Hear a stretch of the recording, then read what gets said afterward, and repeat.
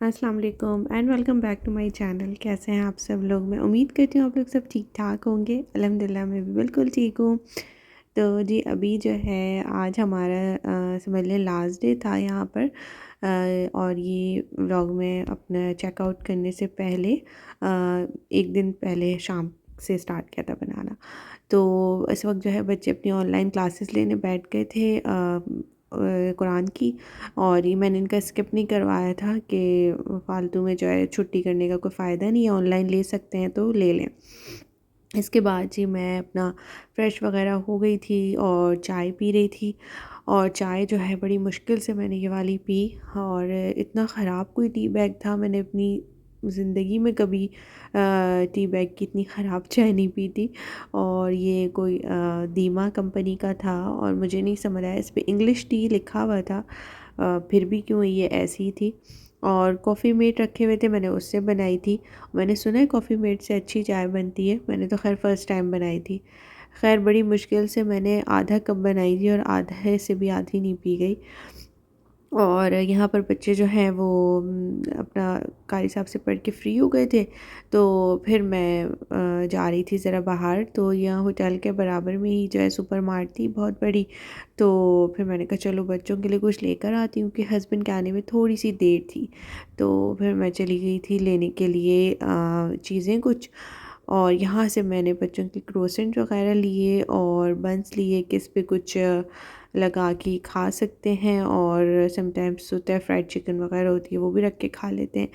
तो ये सब चीज़ें थी और जूस लिए, मिल्क वगैरह लिया। तो बस मैं अकेली गई थी, भाग भाग के जल्दी से लेकर आ गई। तो ये बड़ा अच्छा है कि बिल्कुल पास ही जो है ना इतनी बड़ी सुपर मार्ट है। इवन कि यहाँ पे वेजिटेबल्स वगैरह और पता नहीं बहुत सारी चीज़ें, क्योंकि रेजिडेंशियल एरिया है पीछे, तो इस वजह से इस तरह की मार्ट है ये। और हर चीज़ अवेलेबल थी। तो मैंने 2 इंडोमी इंस्टेंट वाले ले लिए थे, मेरी बेटी आराम से खा लेती है ये। तो मैंने कहा चलो इसे भूख लगी तो वो ये खा सकती है। इसके बाद हस्बैंड आए तो फिर हम लोग निकल गए थे बाहर। और फटाफट हमें भूख लगी हुई थी तो खाने के लिए हमें जाना था। तो हम यहाँ एक जगह गए थे, यहाँ पे लोकल है शॉप चाइनीज़, उनका बड़ा अच्छा होता है। तो वहाँ से हमने लिया और हम गाड़ी में खा नहीं सकते थे, तो लेकर फिर हम घर आए क्योंकि वहाँ फैमिली सेक्शन नहीं था। तो फिर हमने कहा कि पहले हम सोच के गए थे कि हम शायद गाड़ी में खा लें, लेकिन हमने कहा नहीं बड़ी मुश्किल है। फिर हम वापस आए, फिर हमने आराम से बैठ के खाया चाइनीज़ फूड। और जी मैं आपको ये दिखा रही थी कि दम्माम का वेदर ऐसा कि गर्मी लग रही थी, एसी ऑन किया हुआ था। और वेदर की सूरत हाल बस ये थी, देखें 20 डिग्री पे था और रात को जब बंद किया तो गर्मी लगने लगी।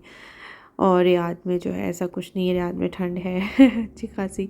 अच्छा इसके बाद जो है नेक्स्ट डे था, पैकिंग हो गई थी मेरी सारी। और रूम जो है वो देख सकते हैं आप, फाइनली जो है मैंने बिस्तर वगैरह जितने ठीक हो सकते थे कर दिए, सारी चीज़ें रख दी, सब समेट लिया। और बस निकलने का टाइम था और सर्विस बॉय को कॉल कर दी थी कि वो ट्रॉली लेकर आ जाए और यहाँ से जो है वो सामान सारा बाहर ले जाए।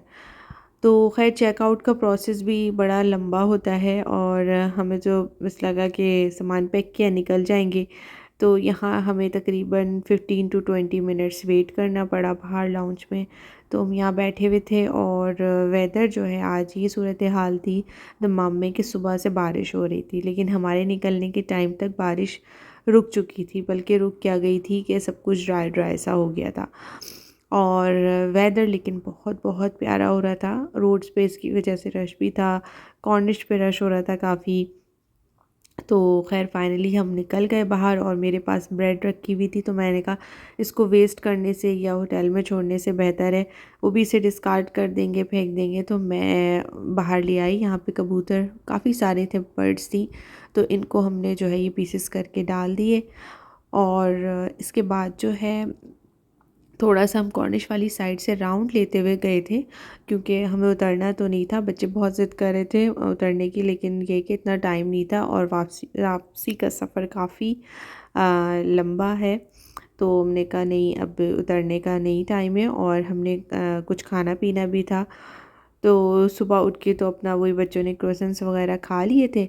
और फिर हस्बैंड जब अपनी मीटिंग से फ्री होकर आए तो बस उन्होंने चेकआउट के लिए कहा।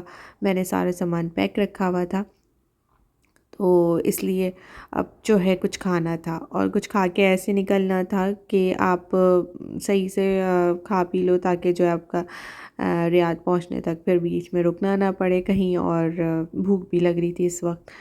तो खैर हम लोग जो है वो अभी कॉर्निश वाली साइड से ही जा रहे हैं, और वाकई में इतना अच्छा वेदर, और यहाँ पर जो है वो बोट्स वगैरह भी चल रही थी, और बहुत लोग जो है आना स्टार्ट हो गए थे। और इसके बाद हमने कहा कि चलो अब कुछ वेदर के हिसाब से कुछ ऐसा दिल कर रहा था खाने का कि कुछ अच्छा सा हो, और हमने कहा चलो ये यहाँ की निहारी बहुत अच्छी होती थी, ये खा लेते हैं। जो कि बिल्कुल भी मज़ा नहीं आया खा के हमें, लेकिन अल्हम्दुलिल्लाह बस खा ली।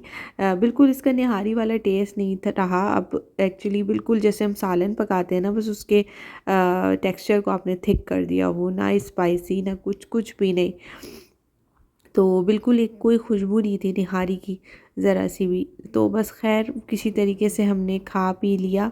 और ये देख सकते हैं आप कि इसको जो है ज़बरदस्ती सबने, इवन के बच्चों को भी फ़ील हो गया था कि ये तो निहारी का वो टेस्ट ही नहीं लग रहा। तो बस गुज़ारा किया, वरना हम जब दम्माम में थे तो यहीं से ही निहारी खाते थे और अच्छी होती थी। बल्कि हमारे यहाँ अगर कोई गेस्ट भी आता था तो अगर उसको खिलानी हो तो हम यहाँ आते थे। और इनका जो है बिहारी कबाब वगैरह भी अच्छे होते थे। आई डोंट नो अब वो कैसे, हमने तो सिर्फ निहारी मंगाई, क्योंकि निहारी के साथ फिर किसी और चीज़ का कॉम्बिनेशन तो समझ ही नहीं आता मुझे। तो इसलिए जो है हमने और कुछ नहीं मंगाया था, सबको निहारी खानी थी, तो खैर निहारी खा के और हम निकल गए। तो फिर ये हम आ गए थे हाईवे पे, और हाईवे का पूरा रास्ता तो बस इसी तरह ही होता है, यही डेज़र्ट वगैरह और इतना लंबा लॉन्ग रूट होता है। तो अभी जो है शायद हम बीच में रुकेंगे। मैं हस्बैंड को यही कह रही थी कि अभी असर और मगरिब की नमाज़ होगी तो ऐसे रुकेंगे, फिर हम करीब करीब हो तो रुक के पढ़ लें। तो अब जब आएगा पेट्रोल पंप वहीं पर होता है मस्जिद का, और सारा, तो वहीं हम रुकेंगे। लेकिन ये है कि अभी काफ़ी दूर था पेट्रोल पंप।